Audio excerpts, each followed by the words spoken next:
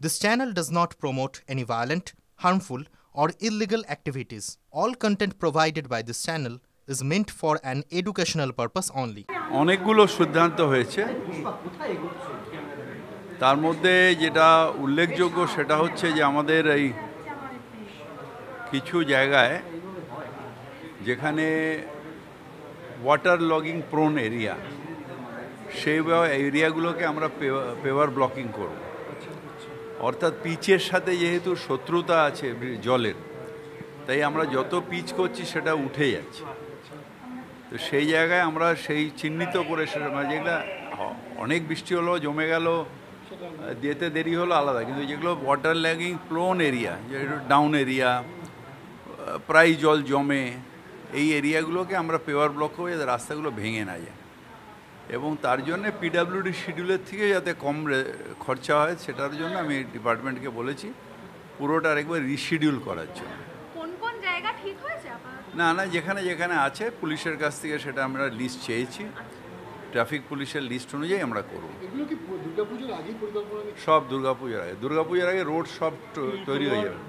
যেগুলো আমার আছে গর্ত হয়েছে, মানে স্পট হোল্ড হয়েছে, সেই জায়গাগুলো আমরা দেখছি পিচ দিলে তারপর আবার বৃষ্টি হচ্ছে উঠে যাচ্ছে, তাই ওইগুলোতেও আমরা কংক্রিট ব্লক লাগিয়ে দিয়ে তার উপরে পিচ করবো, যাতে নিচে যে জলটা থাকছে সেটা যাতে এটার মানে পিচের সংস্পর্শে না আসে। বলছি, যাদবপুর ইউনিভার্সিটি রবীন্দ্র সরোবর নিয়ে একটা রিপোর্ট দিয়েছে, যাতে ড্রেজিং করার জন্য রিপোর্ট দিয়েছে, যাতে জল যাতে এরকম কোনো রিপোর্ট আমি পাইনি, এখনও পাইনি। সরোবরে বলেছে যে সিসিটিভি লাগাতে হবে, একজন সম্প্রতি একটা বাচ্চা ছেলে ডুবে মারা যাওয়ার ঘটনা।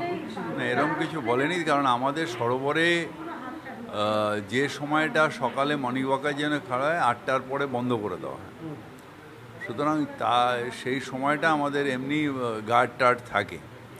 সিসিটিভি লাগিয়ে দিয়ে সিসিটিভি চেক না হয়, যদি পুলিশ না বসে থাকে সিসিটিভি ক্যামেরা নিয়ে, তাহলে সিসিটিভি অর্থহীন। সুতরাং আমি ওই সিসিটিভির পক্ষে নয় যেখানে সিসিটিভি মনিটরিং হবে না। সিসিটিভি মনিটরিং যেখানে হবে সেখানে সিসিটিভি লাগানোটা ঠিক, কিন্তু এই যদি একটা ঘটনা ঘটলো তুমি সিসিটিভিতে দেখলে, তা তো এমনিও তো দেখতে পাচ্ছ, কিন্তু সিসিটিভি যদি মনিটরিং হয় নিশ্চয়ই আমরা সেই জায়গাটা লাগাবো। হুমায়ুন কবির নতুন দল করবে বলেছেন, দলে থেকে এই ধরনের মন্তব্য করতে পারেন? আরে পাগল ছাগলদের নিয়ে আপনারা যত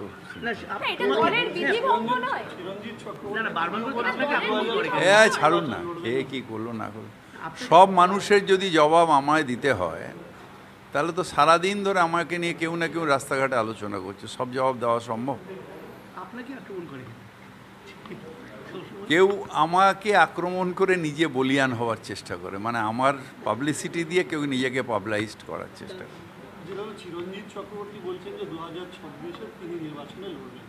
আমরা কারা লড়বো না সেটা ঠিক করবেন আমাদের নেত্রী মমতা বন্দ্যোপাধ্যায়। সুতরাং আমি লড়বো কি তুমি লড়বে, কাকে টিকিট দেবে কাকে না দেবে, এটা এখন আলোচনা করার সময় নয়। এই ডিসিশানটা আমাদের নিশ্চিতভাবে ইলেকশন কমিশন আছে, কিন্তু আমাদের নেত্রীর ওপর আমরা সবটাই ছেড়ে দিয়েছি।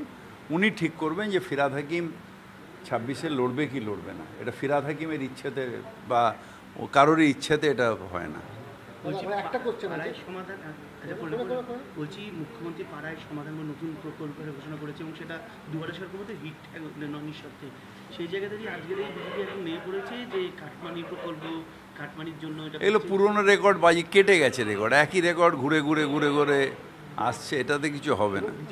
নতুন কিছু ভাববার চেষ্টা, মুখ্যমন্ত্রী যেরকম ভেবেছে যে কী বলে ওটাকে বুথের সমাধান, মানে বুথে পাড়ায় সমাধান, এরকম নতুন কিছু ভাববে। ওই একই রেকর্ড বাজাতে তো হেরে গেছে। ওই আমার নামে ওরম বলে আমার দিনকে দিন প্রত্যেকটা ইলেকশানে বাড়ছে। 24,000-এ ছিল মার্জিন, ওই করাপশান করতে 70,000 মার্জিন হয়ে গেল।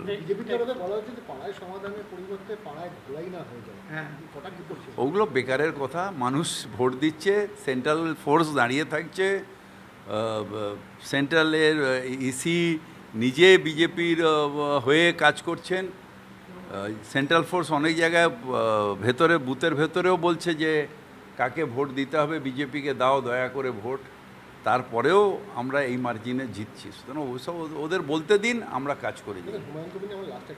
দলের বারবার এই ধরনের মন্তব্য এটা আমি প্রেসে বলবো না, তার কারণ আমাদের একটা ডিসিপ্লিনারি কমিটি আছে, তারা আমাদের যারা আমরা এমএলএ আমার গতিবিধির ওপরে তিনি নজর রাখছেন, তারা নজর রাখছেন। সুতরাং এটা সেই ডিসিপ্লিনারি কমিটি ঠিক করবে, আমি এটা ইন্ডিভিজুয়ালি প্রেসে বলতে পারবো না। হেনস্থা তো আজকেও হয়েছে, এই যে বারবার করে আবারও আজকে হরিয়ানাতে যে বারবার হেনস্থা। আমরা নাপছি বাঙালির স্বার্থে, বাংলার স্বার্থে, বাংলা ভাষার সম্মানের স্বার্থে আমরা লড়াই করে যাব এবং লড়াই আমাদের চলবে। এই লড়াই মোদি মানে আমাদের মোদি বলছি, বিজেপি বুঝতেই পারছে না যে এই লড়াইটা কত বড় লড়াই হবে। বাংলা ভাষার লড়াই একটা দেশ যদি হতে পারে, তাহলে বাংলার মানুষের যদি লড়াই হয় সেটা কত বড় লড়াই হবে আমাদের পশ্চিমবঙ্গের মানুষের।